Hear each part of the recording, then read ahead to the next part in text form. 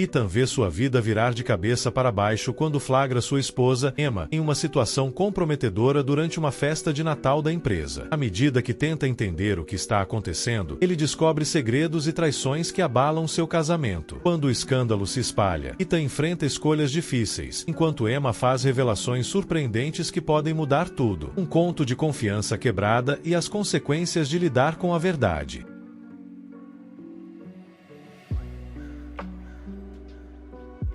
Minha esposa me traiu em uma festa do escritório. Não podia acreditar no que via. Emma, minha esposa de 6 anos, estava sem blusa, montada no colo de um homem na banheira de hidromassagem abaixo. Pelo olhar nos rostos dela e dele, estava óbvio que estavam envolvidos em algo muito mais do que uma diversão casual. O que diabos estava acontecendo? Uma onda de raiva me invadiu enquanto eu pegava meu celular e gravava um vídeo curto. Meu primeiro instinto foi descer até lá, mas em vez disso, me sentei na cadeira mais próxima. Minha mente estava uma confusão. A cena não apenas me machucou, ela destruiu algo dentro de mim. Não é de se admirar que Emma tenha insistido para que eu não fosse a essa festa. Emma e eu morávamos em Chicago, Illinois, onde ela trabalhava como assistente pessoal na B&D Investments, uma empresa boutique de fundos de hedge. Aos 34 anos, ela era extrovertida, confiante e tinha uma inteligência afiada que atraía as pessoas. Sempre admirei o carisma dela, mas agora me perguntava se eu tinha sido cego para algo mais sombrio. Naquela semana, eu tinha visto uma mensagem surgir no celular dela sobre a festa de Natal da empresa. Ela dizia que os funcionários podiam levar um acompanhante. Então perguntei de forma casual se eu poderia ir junto. Ah, Ethan, você odiaria, ela disse, afastando a ideia. Essas festas são cheias de conversas sobre investimentos e jargões financeiros. Você ia ficar entediado. Não sei, respondi, desconfiado do tom defensivo dela. Talvez eu queira passar a noite com minha esposa, só nós dois. O tom dela suavizou, mas as palavras ainda doeram. Não é que eu não queira você lá, ela disse. É que esses eventos podem ficar meio selvagens. Você pode ver algo que, bem, você não ia gostar. O que isso quer dizer? Perguntei, franzindo a testa. Nada, são só brincadeiras no trabalho, ela disse rapidamente, dispensando o assunto. Mas algo na postura dela parecia estranho. Emma sempre foi tão composta, mas claramente estava nervosa. Aquela conversa ficou na minha mente durante toda a semana. Emma tinha 34 anos, eu 35, e embora nosso casamento não fosse perfeito, eu achava que éramos sólidos. Mas, ultimamente, ela estava distante. As viagens de trabalho se tornaram mais frequentes e o celular dela estava sempre grudado na mão, com notificações aparecendo a qualquer hora. Mesmo assim, tentei dar o benefício da dúvida até aquela noite. Na noite da festa, Emma estava incomumente quieta enquanto nos arrumávamos. Ela me disse mais cedo na semana para levar bermuda de banho, o que achei estranho. Bermuda de banho para uma festa de Natal? Está fazendo frio lá fora, comentei, tentando entender. Ela deu de ombros, evitando meu olhar. Sempre acabamos na cobertura do Marcos depois da festa principal. Ele tem uma banheira de hidromassagem incrível. É meio que uma tradição. Tradition, hã? Você parece saber bastante sobre isso, comentei desconfiado. Ela deu uma risada forçada. Bem, trabalho lá há mais de 1 ano, né? Você pode pular a banheira de hidromassagem se não quiser, mas tente manter a mente aberta hoje à noite. A frase manter a mente aberta parecia um aviso, mas ignorei minha inquietação. Se eu soubesse o que sei agora, não teria chegado nem perto daquela festa. Quando chegamos ao evento, o ambiente era uma mistura de opulência e excesso. A festa estava sendo realizada em um hotel de luxo no centro da cidade, com música alta, coquetéis caros circulando e uma multidão de profissionais bem vestidos conversando. Emma imediatamente me apresentou a uma colega, Lauren. Lauren, essa é o meu marido Ethan, disse ela com um tom alegre mais distante. Os olhos de Lauren brilharam com diversão ao me examinar. Marido,